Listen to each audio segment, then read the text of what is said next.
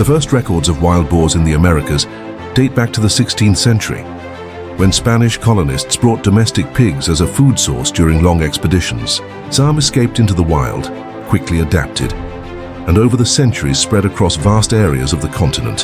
What began as a minor footnote in colonial history has now become one of the most serious ecological and agricultural problems in the United States. As aerial footage reveals fields torn apart, the narration explains these are not just ordinary pigs. They are hybrids, descendants of domestic swine crossed with European wild boars.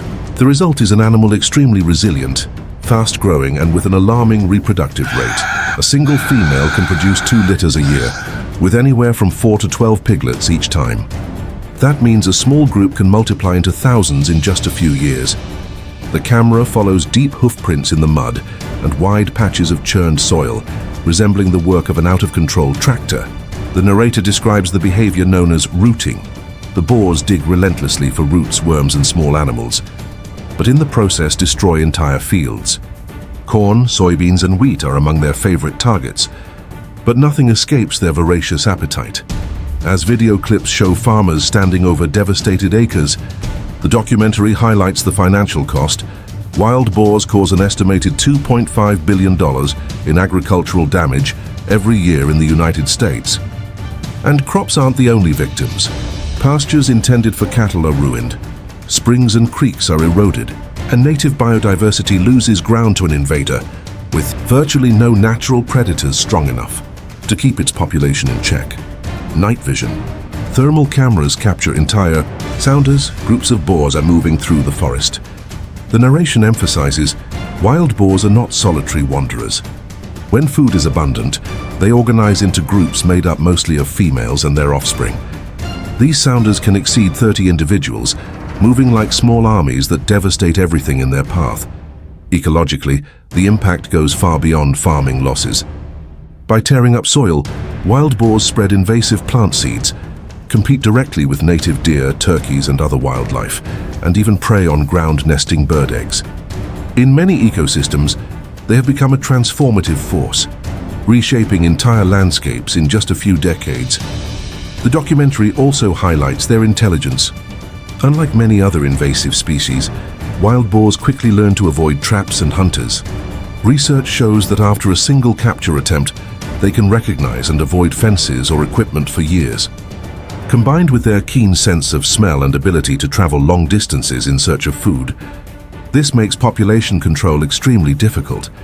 The scene shifts to suburban areas, showing boars crossing streets, invading gardens, even roaming public parks.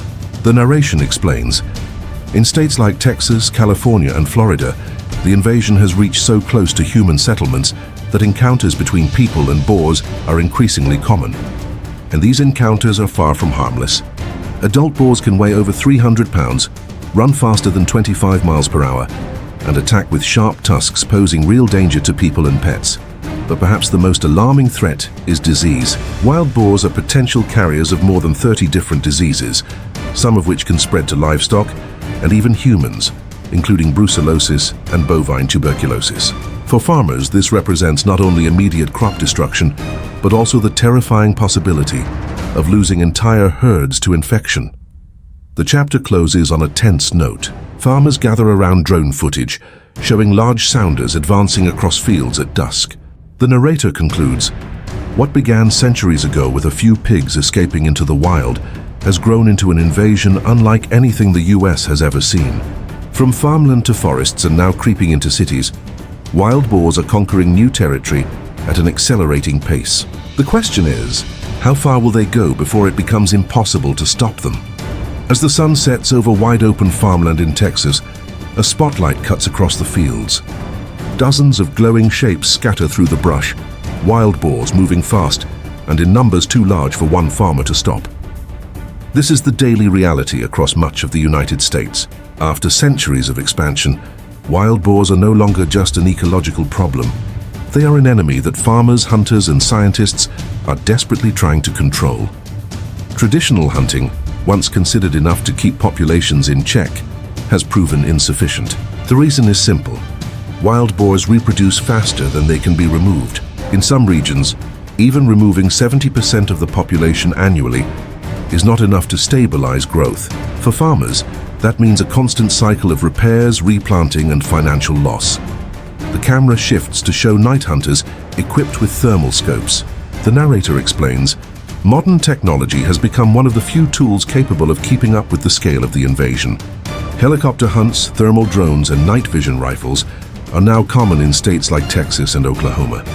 Entire businesses specialize in aerial eradication, flying low over pastures to target sounders that scatter across the landscape. While dramatic and effective in the short term, even these large-scale operations rarely make a dent in the overall population. Scenes of fenced traps appear on the screen.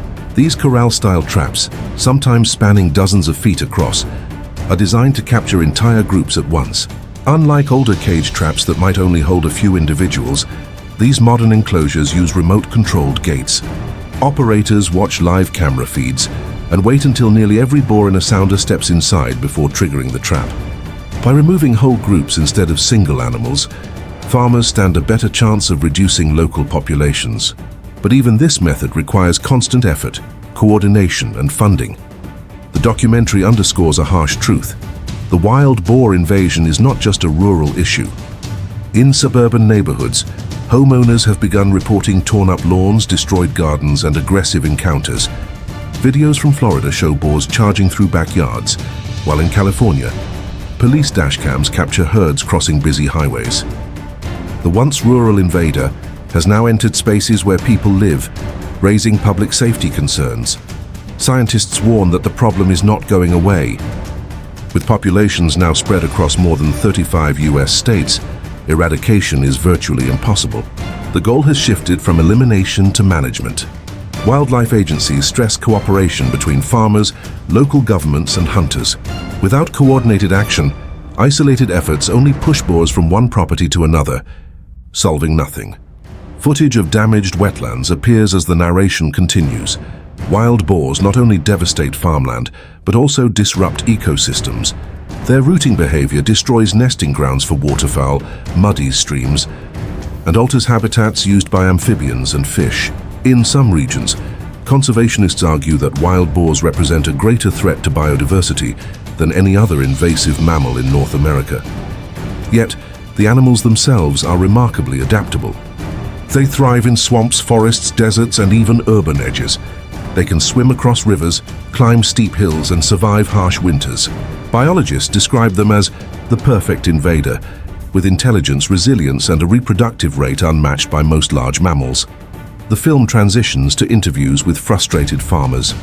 One explains that despite thousands of dollars spent on fencing and traps, his property is still raided every month. Another recounts losing half of his cornfield in a single night. The emotional toll is evident.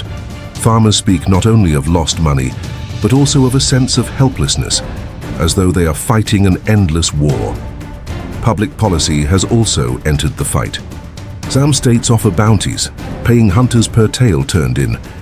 Others subsidize trap installations or aerial control programs, but critics argue that without nationwide coordination, these fragmented efforts will never match the speed of the boar's expansion. Meanwhile, animal rights groups challenge certain eradication methods, sparking debates over ethics versus necessity. The narrator emphasizes a sobering statistic. Left unchecked, wild boar populations can double every 4 to 5 years. That means today's problems are only the beginning. What farmers see as broken fences and ruined crops could soon expand into food security issues, water contamination, and the spread of dangerous diseases. As the chapter nears its close, night footage shows a massive sounder emerging from a tree line, dozens of eyes glowing in the dark. The narrator's tone deepens. The United States faces an invader that cannot be negotiated with, cannot be relocated, and will not stop on its own. From farms to forests, wild boars continue their conquest, leaving destruction in their wake. Farmers fight with traps, rifles, and helicopters, but the animals adapt, learn, and return. The question that remains is not whether the boars can be defeated, but whether humans can learn to adapt as quickly as the invader itself. The screen fades to black, leaving only the sound of distant grunts and rustling leaves.